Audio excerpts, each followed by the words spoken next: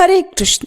कार्तिक मास के शुक्ल पक्ष की चतुर्दशी को वैकुंठ चतुर्दशी कहा जाता है और इस पावन दिवस को हरिहर मिलन के दिव्य नाम से भी जाना जाता है, क्योंकि जब चातुर्मास के समय भगवान विष्णु क्षीर सागर में योग निद्रा में विराजमान रहते हैं, तब चातुर्मास के इन 4 महीनों के दौरान सृष्टि के पालन का उत्तरदायित्व भगवान शिव स्वयं संभालते हैं और आज के ही दिन भगवान शिव सृष्टि पालन का भार पुनः श्री विष्णु भगवान को सौंपकर विनम्र भाव से वैकुंठ में श्री हरि से मिलते हैं और फिर कैलाश वापस लौट जाते हैं। इस कारण आज का ये दिन भगवान विष्णु और भगवान शिव की एकता, भक्ति और शांति, प्रेम और पूर्ण समर्पण का संदेश देता है।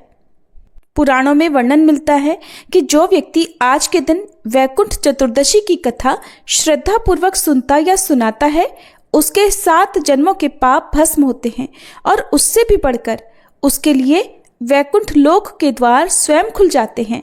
तो आइए प्रिय श्रोताओं, कथा का आरंभ करने से पहले हम सभी श्री हरि विष्णु से प्रार्थना करें।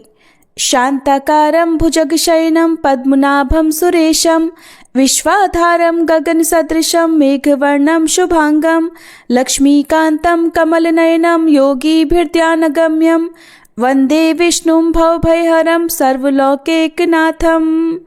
हे प्रभु श्री हरि, आज हरिहर मिलन के पावन उत्सव में हम अपने अहंकार, वासना, क्रोध और भ्रम को आपके चरणों में समर्पित करते हैं।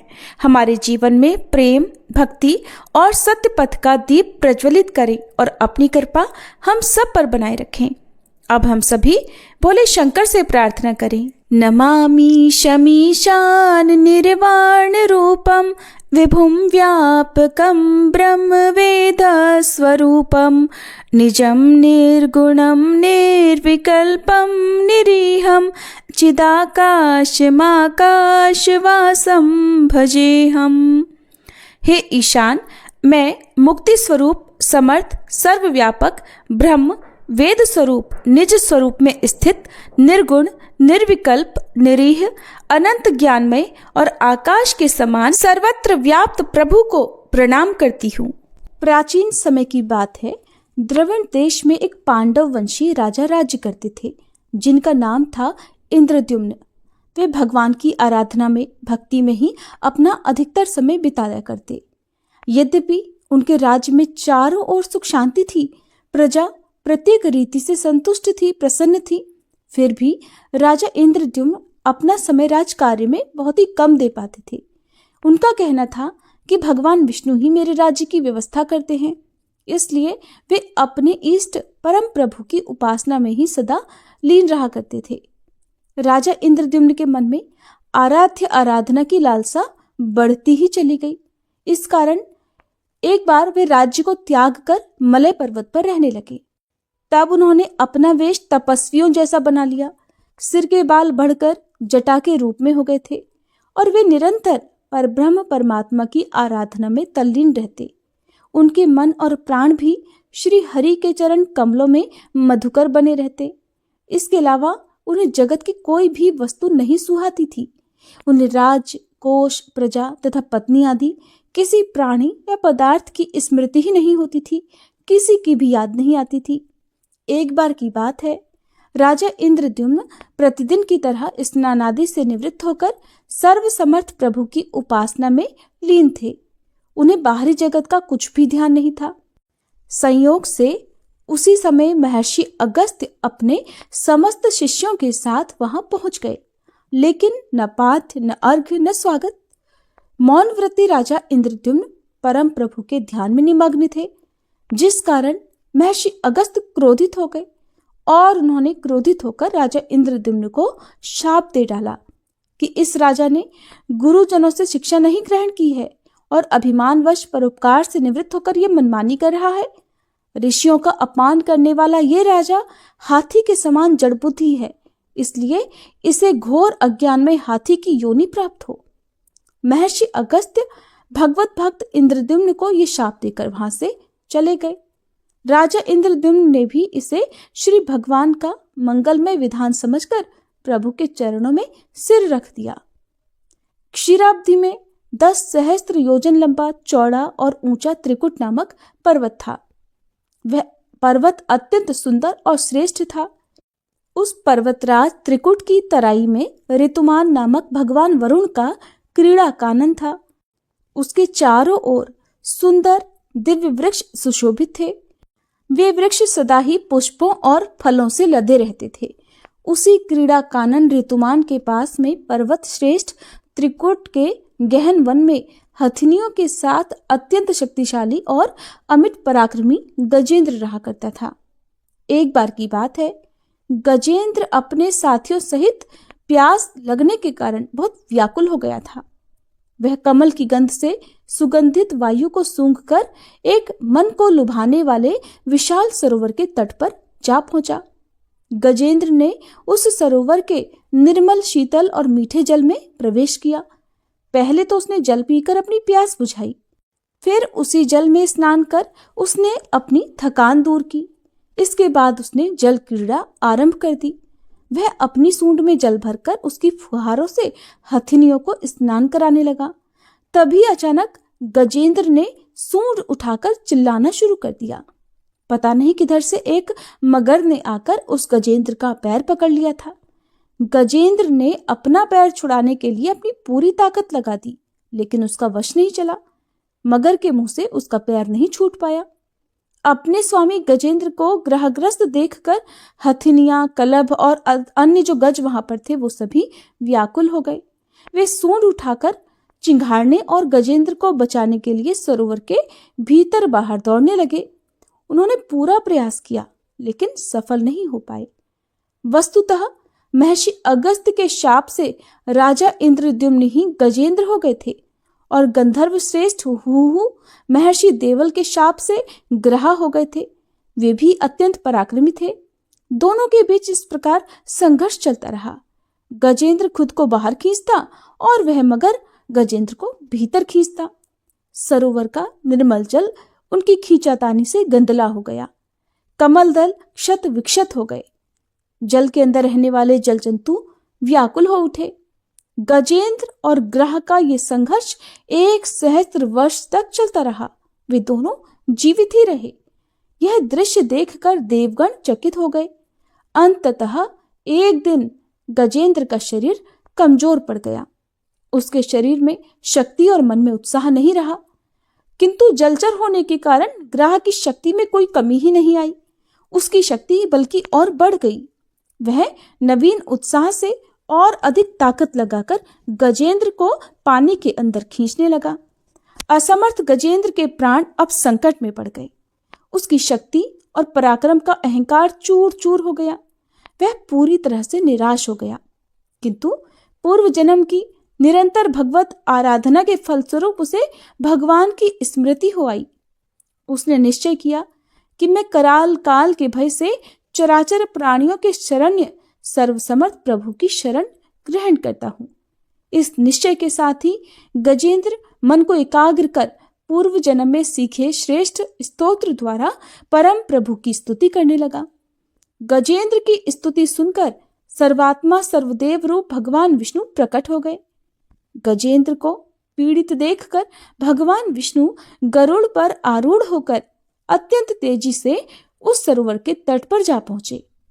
जब जीवन से निराश और पीड़ा से छटपटाते गजेंद्र ने हाथ में चक्र लिए गरुड़ पर विराजमान भगवान विष्णु को तीव्रता से अपनी ओर आते देखा, तो उसने कमल का एक सुंदर पुष्प अपनी सूंड में लेकर ऊपर उठाया और बड़े कष्ट से कहा, नारायण, हे जगत गुरु, हे भगवान, आपको नमस्कार है।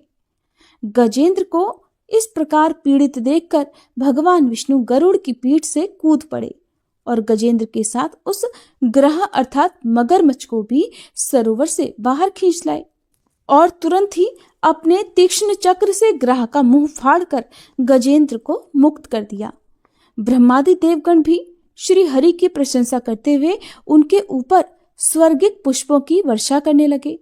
सिद्ध और ऋषि महर्षि पर ब्रह्म भगवान विष्णु का गुणगान करने लगे, जय जयकार करने लगे। ग्रह दिव्य शरीरधारी हो गया। उसने श्री विष्णु के चरणों में सिर रखकर प्रणाम किया और भगवान विष्णु के गुणों की प्रशंसा करने लगा। भगवान विष्णु के मंगलमय वरद हस्त के स्पर्श से पाप मुक्त होकर अभिशप्त हुहु गंधर्व ने प्रभु की परिक्रमा की और उनके त्रैलोक्य वंदित चरण कमलों में प्रणाम कर वह अपने लोक को चला गया। भगवान विष्णु ने गजेंद्र का उद्धार कर उसे अपना पार्षद बना लिया। गंधर्व, सिद्ध और देवगण उनकी लीला का गान करने लगे। गजेंद्र की स्तुति से प्रसन्न होकर भगवान विष्णु ने सबके समक्ष कहा, प्यारे गजेंद्र, जो लोग ब्रह्म मुहूर्त में उठकर तुम्हारी की हुई स्तुति से मेरा स्तवन करेंगे, उन्हें मैं मृत्यु के समय निर्मल बुद्धि का दान करूंगा। ऐसा कहकर भगवान विष्णु ने पार्षद रूप में गजेंद्र को साथ लिया और गरुड़ पर आरूढ़ होकर वे अपने दिव्य धाम को चले गए। पौराणिक कथाओं के अनुसार एक बार भगवान विष्णु ने काशी में भगवान शिव को 1000 स्वर्ण कमल के पुष्प अर्पित करने का संकल्प लिया था। भगवान शिव ने श्री विष्णु जी की परीक्षा लेने के लिए अर्पित किए गए सभी पुष्पों में से एक स्वर्ण पुष्प कम कर दिया। ऐसे में भगवान श्री हरि ने विचार किया कि महादेव के पूजन की पूर्ति के लिए 1000 कमल के पुष्प कैसे अर्पित करें। इसके बाद भगवान ने सोचा कि मेरे नेत्र भी तो कमल के ही समान हैं, मुझे कमल नयन और पुंडरीकाक्ष कहा जाता है। यह विचार कर भगवान विष्णु ने अपने कमल समान एक नेत्र को भगवान शिव को अर्पण करना चाहा और भगवान विष्णु की इस अगाध भक्ति से प्रसन्न होकर देवाधिदेव महादेव तुरंत प्रकट होकर बोले, हे श्री विष्णु, आपके समान संसार में दूसरा कोई मेरा भक्त नहीं है और आज की यह कार्तिक शुक्ल चतुर्दशी अब से वैकुंठ चतुर्दशी कहलाएगी और इस दिन व्रत पूर्वक जो पहले आपका पूजन करेगा उसे वैकुंठ लोक की प्राप्ति होगी। वैसे तो चतुर्दशी तिथि भोलेनाथ को समर्पित है, लेकिन भगवान विष्णु की भक्ति से प्रसन्न होकर भगवान ने कार्तिक शुक्ला चतुर्दशी को भगवान विष्णु को अर्पित कर दिया और भगवान शिव ने इसी वैकुंठ चतुर्दशी के दिन भगवान श्री विष्णु को करोड़ों सूर्यों की कांति के समान वाला ओजस्वी सुदर्शन चक्र प्रदान किया और श्री विष्णु से कहा कि इस दिन सभी के लिए वैकुंठ के द्वार खुले रहेंगे। मृत्यु लोक में रहने वाला कोई भी व्यक्ति यदि इस व्रत को करेगा तो वह पृथ्वी लोक के सभी सुखों को भोग कर वैकुंठ धाम को प्राप्त करेगा। वैकुंठ चतुर्दशी की एक प्राचीन लोक कथा के अनुसार एक बार एक बूढ़ी माई थी। उनके पास एक बछड़ी थी जिसका नाम उन्होंने उर्णी कपूर्णी रखा था। कार्तिक के महीने में बूढ़ी माई पुष्कर नहाने निकली तो पड़ोसन से कहने लगी कि मैं तो जा रही हूँ स्नान करने, पीछे तुम मेरी उर्णी कपूर्णी का ध्यान रखना, उन्हें समय पर चारा डालना और पानी का कुंडा भरकर उसके पास रख देना।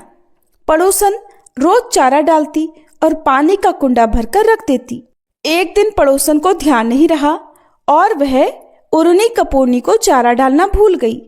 उधर उर्णी कपूर्णी को जब भूख लगी तो वह चारा ढूंढते ढूंढते पानी के कुंड में गिर पड़ी। गिरते ही उसका स्नान हो गया, भूखों मरती के वास हो गया और पानी के कुंडे में डूबने के कारण वह मर भी गई। उस दिन वैकुंठ चौदस थी तो वह वैकुंठ में गई। इधर बूढ़ी माई पुष्कर स्नान करके वापस आई तो पड़ोसन से पूछा, बहन मेरी उर्णी कपूर्णी कहाँ है? पड़ोसन बोली, बूढ़ी माई वो तो मर गई। बूढ़ी माई ने पूछा, उसने कितनी कार्तिक नहाई? पड़ोसन बोली, ज्यादा तो नहीं, बस सिर्फ एक वैकुंठ चौदस ही नहाई। वैकुंठ चौदस के पुण्य से उर्णी कपूर्णी ने अगले जन्म में राजा के घर में जन्म लिया, इसलिए महीना भर जो ना नहा सके वह कार्तिक चौदस को जरूर स्नान ध्यान करके व्रत करे। उर्णी कपूर्णी को जैसी गति मिले वैसी सबको मिले। खोटी की खरी, अधूरी की पूरी। प्रेम से बोलिए वैकुंठ चौदस की जय। अब सुनिए वैकुंठ के द्वारपाल जय और विजय की कथा। आत्माएं पृथ्वी यानी मृत्यु लोक से जाने के बाद वैकुंठ लोक जाने की प्रतीक्षा करती हैं, लेकिन वैकुंठ के द्वारपाल जय और विजय ऐसे थे जिन्हें वैकुंठ छोड़कर मृत्यु लोक में आना पड़ा, वो भी अपने ही आराध्य भगवान विष्णु का शत्रु बनकर। आखिर ऐसा क्यों हुआ और मृत्यु लोक पर आकर उन्होंने क्या किया, चलिए जानते हैं इस कथा में। श्रीमद् भागवत पुराण के अनुसार जय और विजय भगवान विष्णु के प्रिय सेवक थे और वैकुंठ धाम के प्रवेश द्वार की रक्षा करते थे।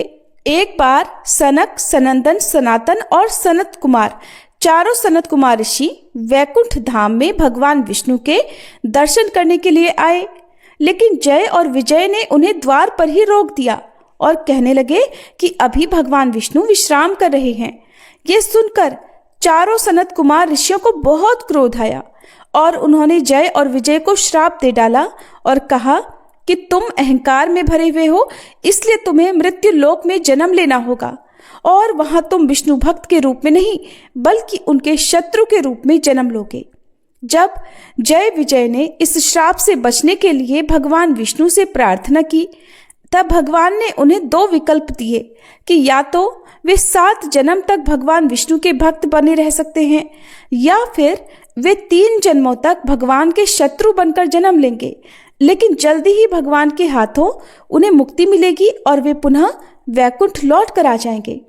जय और विजय ने 3 जन्मों का विकल्प चुना क्योंकि वे जल्दी ही भगवान विष्णु के पास लौटना चाहते थे। जय और विजय के 3 राक्षसी जन्म में, पहले जन्म में सतयुग में जय हिरण्याक्ष बने, जिन्हें भगवान विष्णु ने वराह अवतार में मार डाला, और विजय हिरण्यकश्यपु बने, जिन्हें भगवान विष्णु ने नृसिंह अवतार में मारा। दूसरे जन्म में त्रेता युग में जय रावण बने, जिन्हें भगवान विष्णु ने श्री राम अवतार में मारा, जबकि विजय कुंभकर्ण बने, जो श्री राम के ही हाथों मारे गए। तीसरे जन्म में द्वापर युग में जय शिशुपाल बने, जिन्हें भगवान विष्णु ने श्री कृष्ण अवतार धारण करके मारा। वहीं विजय दंतवक्त्र बने, जो श्री कृष्ण के ही हाथों मारे गए। इस प्रकार तीनों जन्म पूरे करने के बाद जय और विजय वापस वैकुंठ लोक लौट कर आए और भगवान विष्णु के प्रिय पार्षद बन गए। कार्तिक मास महात्म्य में वर्णित कथा के अनुसार एक बार धर्मदत्त ने पूछा कि मैंने सुना है जय और विजय भी भगवान विष्णु के द्वारपाल हैं। उन्होंने पूर्व जन्म में ऐसा कौन सा पुण्य किया था जिससे वे भगवान के समान रूप धारण करके वैकुंठ लोक के द्वारपाल हुए। तब भगवान विष्णु के पार्षदों ने कहा, हे ब्राह्मण, पूर्व समय में तृणबिंदु की कन्या देवहूति के गर्भ से महर्षि कर्दम की दृष्टि मात्र से 2 पुत्र उत्पन्न हुए। उनमें से बड़े का नाम जय और छोटे का नाम विजय हुआ। उनके बाद उसी देवहूति के गर्भ से योग धर्म के जानने वाले भगवान कपिल उत्पन्न हुए। जय और विजय सदैव भगवान की भक्ति में लीन रहते थे। वे नित्य अष्टाक्षर मंत्र का जप और वैष्णव व्रतों का पालन करते थे। एक समय राजा मरुत ने उन दोनों को अपने यज्ञ में बुलाया। वहां पर जय ब्रह्मा बनाए गए और विजय आचार्य। उन्होंने यज्ञ की संपूर्ण विधि पूर्ण की। यज्ञ के अंत में अवभृत स्नान के पश्चात राजा मरुत ने उन दोनों को बहुत सारा धन दिया। धन लेकर वे दोनों भाई अपने आश्रम पर गए। वहां उस धन का बंटवारा करते समय दोनों में परस्पर लाग डांट हो गई। जय ने कहा, इस धन को बराबर बराबर बांट लिया जाए। विजय का कहना था, नहीं, जिसको जो मिला है वो उसी के पास रहे। तब जय ने क्रोध में आकर लोभी विजय को श्राप दे डाला, तुम ग्रहण करके देते नहीं हो, इसलिए ग्रह अर्थात मगरमच्छ हो जाओ। जय के शाप को सुनकर विजय ने भी तुरंत शाप दे डाला, तुमने मद से भ्रांत होकर शाप दिया है, इसलिए तुम मातंग अर्थात हाथी की योनि में जन्म लो। और इसके बाद उन्होंने भगवान विष्णु से शाप निवृत्ति के लिए प्रार्थना की। तब श्री भगवान ने कहा कि तुम मेरे भक्त हो, तुम्हारा वचन कभी असत्य नहीं होगा। तुम दोनों अपने ही दिए हुए इन शापों को भोग कर फिर से मेरे धाम को प्राप्त हो गए। ऐसा कहकर भगवान विष्णु वहीं अंतर्ध्यान हो गए। इसके बाद वे दोनों गंडकी नदी के तट पर ग्रह और गज हो गए। उस योनि में भी उन्हें पूर्व जन्म का स्मरण बना रहा और वे भगवान विष्णु के व्रत में तत्पर रहे। किसी समय वह गजराज कार्तिक मास में स्नान के लिए गंडकी नदी में गया तो उस समय ग्रह ने शाप के हेतु को स्मरण करते हुए उस गजराज को पांव से पकड़ लिया। ग्रह द्वारा पकड़े जाने पर गजराज ने भगवान रमानाथ का स्मरण किया। तभी भगवान विष्णु शंख चक्र और गदा धारण किए वहां प्रकट हो गए। उन्होंने चक्र चलाकर ग्रह और गजराज का उद्धार किया और उन्हें अपने ही जैसा रूप देकर वैकुंठ धाम को ले गए। तब से वह स्थान हरिक्षेत्र के नाम से प्रसिद्ध है।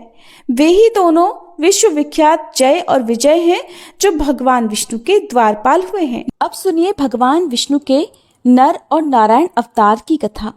भगवान ब्रह्मा जी के पुत्र धर्म की पत्नी रुचि के माध्यम से श्री हरि विष्णु ने नर और नारायण नाम के 2 ऋषियों के रूप में अवतार लिया। जन्म लेते ही वे बद्री वन में तपस्या करने के लिए चले गए। उसी बद्री वन में आज बद्रिकाश्रम बना हुआ है। वहीं पर नर और नारायण नामक 2 पहाड़ हैं। वहीं पास में केदारनाथ का पवित्र शिवलिंग है, जिसे नर और नारायण ने ही मिलकर स्थापित किया था। नर और नारायण की तपस्या से ही संसार में सुख और शांति का विस्तार हुआ। आज भी केदारनाथ और बद्रिकाश्रम में भगवान नर नारायण निरंतर तपस्या में रत रहते हैं। इन्होंने ही द्वापर में श्री कृष्ण और अर्जुन के रूप में अवतार लेकर लीला रची थी। एक बार नर और नारायण भगवान की तपस्या को देखकर देवराज इंद्र ने सोचा कि ये तप के द्वारा मेरा इंद्रासन छीनना चाहते हैं। ऐसा सोचकर इंद्र ने उनकी तपस्या को भंग करने के लिए कामदेव, वसंत और अप्सराओं को भेजा। उन्होंने जाकर भगवान नर नारायण को अपनी तरह तरह की कलाओं के द्वारा तपस्या भंग करने का प्रयास किया, किंतु उनके ऊपर कामदेव और उनके सहयोगियों का कोई भी प्रभाव नहीं हुआ। कामदेव, वसंत और अप्सराएं शाप के भय से थरथर कांपने लगे। तब उनकी ये दशा देखकर भगवान नर और नारायण ने कहा, तुम लोग डरो मत, हम प्रेम और प्रसन्नता से तुम लोगों का स्वागत करते हैं। भगवान नर और नारायण की अभय देने वाली वाणी को सुनकर काम अपने सहयोगियों के साथ अत्यंत लज्जित हुआ। उसने भगवान नर और नारायण की स्तुति करते हुए कहा, प्रभु आप निर्विकार परम तत्व हैं। बड़े बड़े आत्मज्ञानी पुरुष आपके चरण कमलों की सेवा के प्रभाव से काम विजयी हो जाते हैं। हमारे ऊपर आप सदैव अपनी कृपा दृष्टि बनाए रखें। हमारी आपसे यही प्रार्थना है। आप देवाधिदेव श्री विष्णु हैं। आपको हमारा बारंबार प्रणाम है।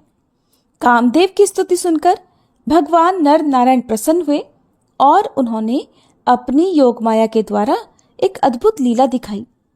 सभी लोगों ने देखा कि सुंदर सुंदर नारियां नर और नारायण भगवान की सेवा में लीन हैं। नर नारायण भगवान ने कहा कि तुम इन स्त्रियों में से किसी एक को मांगकर स्वर्ग में ले जा सकते हो। वह स्वर्ग के लिए भूषण स्वरूप होगी। उनकी आज्ञा मानकर कामदेव ने अप्सराओं में सर्वश्रेष्ठ अप्सरा उर्वशी को लेकर स्वर्ग के लिए प्रस्थान किया। उसने फिर देव सभा में जाकर भगवान नर और नारायण की अतुलित महिमा के बारे में सबसे कहा, जिसे सुनकर देवराज इंद्र आश्चर्यचकित और भयभीत हो गए। देवराज को श्री नर और नारायण के प्रति अपनी दुर्भावना और अपनी दुष्कृति पर बहुत पश्चाताप हुआ। महाभारत के अनुसार केदार और बद्री वन में नर नारायण नाम के 2 भाइयों ने घोर तपस्या की थी, इसलिए ये स्थान मूलतः इन 2 ऋषियों का स्थान है। दोनों ने केदारनाथ में शिवलिंग और बद्रिकाश्रम में श्री विष्णु भगवान के विग्रह रूप की स्थापना की थी। केदारेश्वर ज्योतिर्लिंग की उत्पत्ति की कथा शिव पुराण में तब आती है जब नर नारायण शिव की आराधना कर रहे होते हैं। भगवान शिव की प्रार्थना करते हुए दोनों कहते हैं कि हे शिव, आप हमारी पूजा ग्रहण करें। नर और नारायण के पूजा आग्रह पर भगवान शिव स्वयं उस पार्थिव लिंग में आते हैं। इस तरह पार्थिव लिंग के पूजन में समय गुजरता जाता है। एक दिन भगवान शिव प्रसन्न होते हैं और नर और नारायण के सामने प्रकट होकर कहते हैं कि वे उनकी आराधना से अत्यंत प्रसन्न हैं, इसलिए वर मांगे। तब नर और नारायण कहते हैं, हे प्रभु, अगर आप प्रसन्न हैं तो लोक कल्याण के लिए कुछ कीजिए। भगवान शिव कहते हैं कि कहो, क्या कहना चाहते हो। तब नर और नारायण ने कहा कि जिस पार्थिव लिंग में हमने आपकी पूजा की है, उस लिंग में आप स्वयं निवास कीजिए, ताकि आपके दर्शन मात्र से लोगों का कष्ट दूर हो सके। दोनों भाइयों के अनुरोध पर भगवान शिव और अधिक प्रसन्न हो जाते हैं और केदारनाथ के इस तीर्थ में केदारेश्वर ज्योतिर्लिंग के रूप में निवास करने लगते हैं। इस तरह केदारेश्वर ज्योतिर्लिंग की उत्पत्ति होती है। ये थी वैकुंठ चतुर्दशी के दिन सुनी जाने वाली कुछ कथाएं, और इस दिन श्री सत्यनारायण भगवान की कथा भी पढ़ी या सुनी जाती है, जिसकी वीडियो हमारे चैनल पर अलग से अपलोडेड है। आप उस कथा को भी चाहे तो सुन सकते हैं।